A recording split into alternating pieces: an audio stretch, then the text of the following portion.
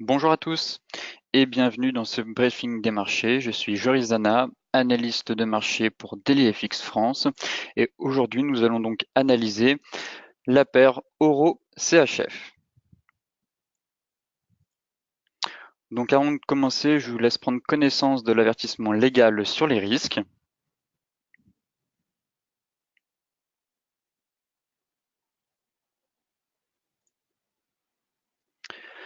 Très bien. Alors en données mensuelles, on constate que l'euro CHF a clôturé le mois dernier à l'extérieur de son nuage Ichimoku. Cependant, la lagging span, elle, n'a pas réussi à franchir à la baisse Sakijun qui fait obstacle et qui empêche justement les prix d'aller plus bas. Donc on a un vrai niveau ici à 1,0835. De plus, on a ici un pattern de retournement intéressant. Il faudra tout de même attendre la clôture mensuelle pour confirmer ou non ce pattern. Donc d'un point de vue des chandeliers japonais, on a ce qu'on appelle une étoile du matin. Donc c'est un long chandelier baissier avec un long corps, un chandelier ici d'hésitation avec avec un petit corps, et ici donc un long chandelier haussier qui devrait normalement clôturer au minimum dans la moitié de ce chandelier-là. Donc sur le long terme, la paire évolue, elle, dans une tendance baissière. Effectivement, depuis mai 2018, on est passé d'un point haut à 1,20 à un point bas aux alentours de 1,08. Donc ce chandelier, lui, pourrait permettre justement à la paire de reprendre un peu de hauteur et d'empêcher les prix d'aller plus bas. Pour cela, on va affiner notre analyse en passant sur le graphique en données hebdomadaires. Donc sur le graphique en données hebdomadaires, donc on constate bien la tendance baissière qui est en place. Les prix justement semblent être attirés par ce gap qui est resté ouvert ici, qui est le gap dû à l'élection présidentielle des premiers tours, donc le gap Macron. Mais tant que les 1,0835 ne seront pas franchis à la baisse, je ne pense pas que ce gap sera comblé dans l'immédiat. Effectivement, même si d'un point de vue de l'analyse technique, les prix sont souvent attirés par les gaps qui restent ouverts, la condition est que tant que ce support ici n'est pas franchi à la baisse, je ne vois pas comment les prix pourraient réussir à venir combler le gap. En attendant, depuis plusieurs semaines, les prix évoluaient au sein d'un range, voire d'un double bottom. Ici, on avait un range situé entre 1,0835 et 1,0969. Et enfin, la semaine dernière, les prix ont réussi à clôturer au-dessus des 1,0969. Justement, cela permettrait d'ouvrir la voie à un potentiel haussier vers les 1,1061. Et enfin, les 1,1144, qui est un seuil clé majeur, puisque nous avons donc le bas du canal qui vient prendre appui, le plat Kijun qui est juste ici, qui fait aussi office de résistance, et enfin la moyenne mobile 200 périodes.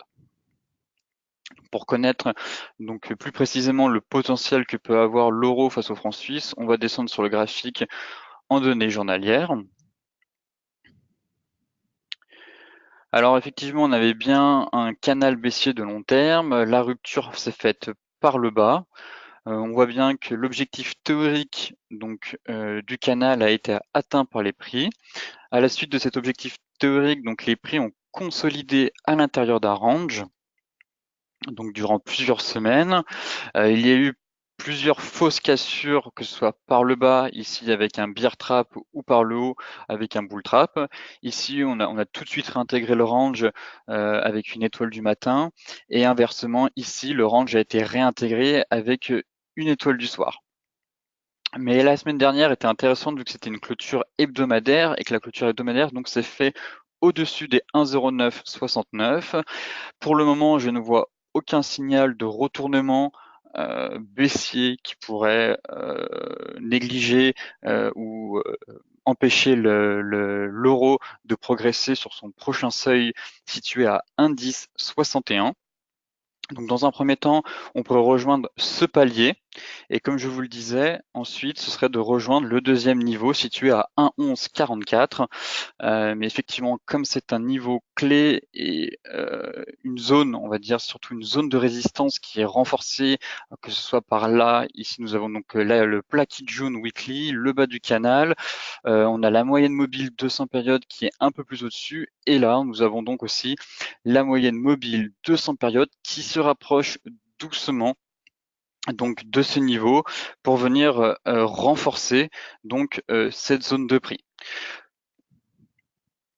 Alors, pour moi, tant que le niveau des 1,0969 n'est pas franchi à la baisse ici avec une clôture donc daily, je privilégierais donc la hausse de l'euro face au franc suisse donc sur ce niveau et ensuite celui-là.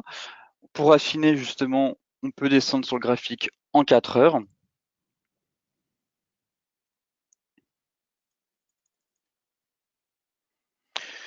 Et ici, on constate bien justement que voilà, la Kijun en 4 heures est venue, comme ici, si vous le voyez, se rapprocher du seuil, donc de la fameuse résistance. Les prix sont venus prendre appui, on rebondit quasiment sur la Kijun pour redémarrer à la hausse. Alors que si il y a une cassure de cette Kijun, on pourrait effectivement retourner dans un premier temps sur le milieu du range, puis dans un second temps sur le bas du range. Mais là, dans le cas contraire, ici, on a un bel avalement haussier qui est en train de se produire. Donc, je privilégierais la hausse de l'euro face au franc suisse. Donc, ce briefing des marchés est terminé, touche à sa fin. Je vous souhaite une excellente journée et une excellente séance de trading et on se retrouve très bientôt pour un nouveau briefing des marchés ou un point de marché.